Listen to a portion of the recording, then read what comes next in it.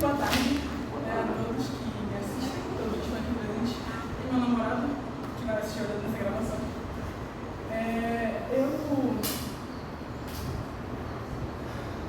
Eu tô aqui para me apresentar no meu trabalho, que foi quase uma conclusão de curso, tá? Porque isso aqui foi muito pensado.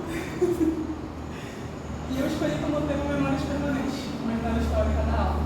Uma apresentação baseada no livro de Luiz Alberto e em uma arte audiovisual, que é o filme Ainda Estou Aqui, de Walter Salles, do compositor da Vitória, que é Seis que te fala. O que são arquivos permanentes? Eu queria poder começar trazendo um conceito, para não ser uma coisa, sabe, tão direto no assunto que a gente já vai iniciar. Segundo a Escola Brasileira de Tecnologia Arquivística, arquivos permanentes são um conjunto de documentos preservados em caráter definitivo em função do seu valor. Logo nas primeiras 3 aulas, se não me engano, a gente bateu muito na tecla do conceito. Você falou muito com a gente sobre o que de fato eram arquivos permanentes. Então, a gente teve um momento ali de cada um colocar uma palavra, alguma coisa assim, para a gente ter aquele momento de primeira impressão, para provavelmente de fato saber o que a gente saber sobre aquilo. E teve uma das coisas que você falou, que era que o arquivo permanente ele era o documento de valor secundário. Por secundário, a gente pode entender que era o valor de valor histórico cultural. E o que eu pego nisso tudo é que ele é um valor histórico ou informativo, que pode ser um documento, um arquivo, alguma coisa, um objeto, que possa dar para a gente a prova de alguma coisa, de alguma época, de alguma coisa que foi feita ou aconteceu, ou também ele pode dar uma informação. Ao meu ver, ele pode dar os dois, mas aí também, sabe, uma coisa assim. Partindo da identificação de fundos, fundo de arquivo é o conjunto de documentos de toda a natureza que qualquer corpo administrativo, qualquer pessoa física que exista carregando automática ou mecanicamente em razão de suas funções ou de sua atividade. O meu trabalho ele tem um envolvimento com o filme Ainda Estou Aqui, porque para mim, ao meu ver, ele tem uma conexão direta com as memórias daquela época com o que nós temos hoje. Então, durante o filme, é notório e dá para a gente ver que a Eunice Paiva, ela guardava no fundo da família Paiva documentos pessoais, correspondências, fotografias e registros visuais. Os registros visuais e as correspondências, a maioria, são da própria família, que a gente fotografava com uma câmera antiga, mas principalmente Veroca, que ela tinha uma câmera, que eu não vou saber dizer qual câmera que era, mas tinha um negócio para você segurar, você ia filmando e aquilo ia minando todo o registro. E aí, quando ela se mudou para Londres, que ela foi para lá para ela tentar algo melhor na vida, ela mandava cartas para a família, e com essas cartas ela mandava bobinas para que eles pudessem ler em casa. Então, havia muito desse tipo de coisa. Diários, anotações, registros oficiais e jurídicos, e futuramente, no dia 27 de fevereiro de 1970, alguma coisa, eu esqueci agora, houve a certificação de óbito de Rubens Paiva. Arranjo. Para Schoenberg, arranjo é o processo de agrupamento dos documentos singulares em unidades significativas e o agrupamento em relação significativa de tais unidades entre si. Ou seja, para o nosso querido Schoenberg, arranjo significa organizar os documentos de forma lógica, de forma que faça sentido, para que na hora que a gente pesquise, para que na hora que a gente procure, haja ali fácil acesso. E a sala de arquivos da família Paiva, como um exemplo prático de um arranjo, era a sala do próprio Rubens, onde a gente tinha as reuniões com as pessoas com quem ele se reunia, e haviam vários livros, haviam várias cartas, haviam várias gavetas, haviam várias caixas grandes de MDF, onde eles guardavam tudo. Então, tudo ali havia certa organização. Tudo ali era devidamente datado, tudo ali era devidamente escrito, o que era, de onde aquele documento era e a quem ele pertencia. Falando um pouco sobre a ordenação de fundos, refere-se à classificação e disposição sistemática dos documentos dentro de um fundo arquivístico. Pelo que eu entendo e pelo que eu pesquisei dos conceitos, ordenação de fundos e arranjo não tem muita diferença, uma vasta diferença entre um outro. Eu posso estar errado, se você me corrigir, por favor, para não dar problema. A única coisa que eu percebi que a ordenação de fundos é a forma de organização que faça sentido, como Schoenberg disse, e que tenha um fácil acesso. seja uma coisa que esteja ali numa visão clara, entendeu? Pintar uma coisa assim. E trazendo mais uma vez do exemplo prático, essa não é uma foto, essa é uma foto, se eu não me engano, do APEC, que é o Arquivo Público do Pará, que tem essa organização de algumas coisas também. Dispersão e reintegração de fundos. A dispersão de fundos ocorre quando partes de um fundo arquivístico são separadas e armazenadas em locais diferentes. A reintegração de fundos é o processo de reunir novamente os conjuntos de documentos dispersos, restaurando a ordem original e reiterando os elementos em seu contexto inicial.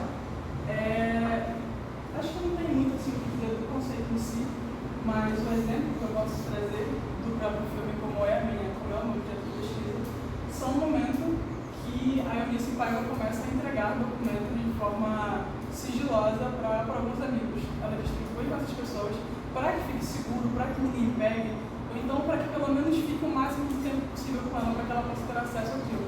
E aí, quando ela percebe o que está acontecendo, percebe que não vai mudar, que vai continuar daquele jeito, que vai piorar, eles se mudam para São Paulo, e aí ela reúne a documentação. Obviamente que não vai aparecer ela reunindo o arquivo, porque não é o ponto pontual do filme. Mas dá para ver que ela reuniu as coisas de novo, o habeas corpus que tinha ficado com uma Rubens, cartas de uma ex-professora que tinha, sabe? Então foram coisas que ela reuniu e que ela levou para ela. Então essa é uma forma de exemplificar a dispersão e a reintegração de fundos. Como minha colega Carla Mirelli falou, eu também acredito que uma dispersão de fundos pode sim comprometer a integridade, porque a gente não está falando só de papel, a gente também está falando de coisas, sabe, objetos, alguma coisa, algum pote de vidro, alguma coisa assim, sabe? Naquele movimento de levar para outro lugar, por razões administrativas, institucionais, que no caso lá, esse tipo de questão, dá para comprometer o valor real do filme, porque a gente não sabe quem que mexeu nele naquele caminho até o lugar que ele vai ser levado. Então é uma questão a se pensar. O sentido da descrição documental. A descrição documental é um processo essencial na arquivística, pois garante que os documentos sejam organizados, identificados e acessados de maneira eficiente e eficaz.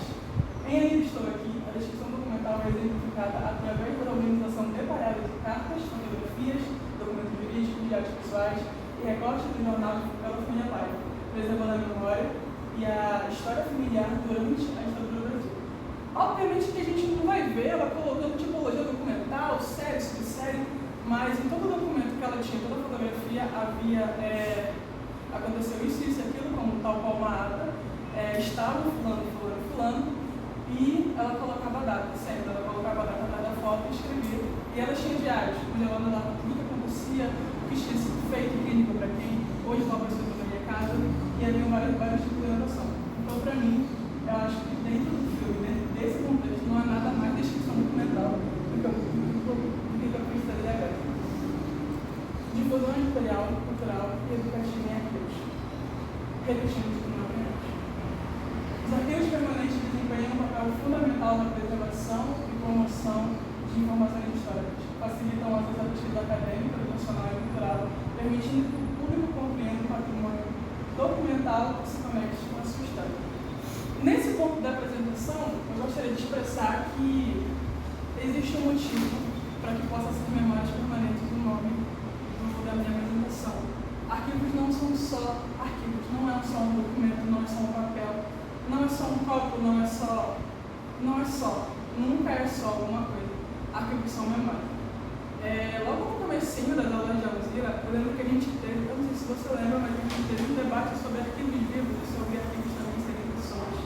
E a Alzira trouxe muito isso de que qualquer coisa pode ser um arquivo, desde que aquilo tenha uma história, desde que aquilo tenha algum tipo de memória cultural, ou então que agregue algum tipo de valor à sociedade, ou até mesmo à sua família, porque você também faz parte da sociedade. Então, trazer como arquivo, como memória, como cultura, Ainda Estou Aqui, que é um livro de Mortadelo de Paiva, tem um grande significado, porque em uma época aconteceram coisas, e se nós não tivéssemos nenhum tipo de registro, se não tivéssemos ninguém para contar, não haveria memória. E aqui temos o último ponto da minha apresentação. Vitória, por que Ainda Estou Aqui tem uma grande influência, por que tem uma grande conexão com arquivos permanentes? Porque os dois tratam de história, os dois tratam de cultura, os dois tratam de coisas que aconteceram e que nós não queremos que se repitam.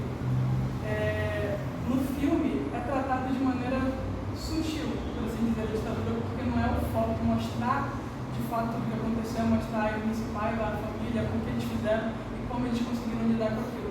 Mas a gente sabe, pelos registros que nós temos, pelas pessoas que contam, pelas pessoas que repassam tudo aquilo, que aquela época foi uma época trevosa, foi horrível, todo mundo foi torturado, eram mais de 230 pessoas que desapareceram, pessoas que tiveram seus corpos jogados, quem sabe Deus onde, e pessoas que foram torturadas e que foram levadas para casa de volta como um engano, onde o governo disse, não, a gente se enganou, a gente ia perguntar tal coisa, mas não era essa pessoa.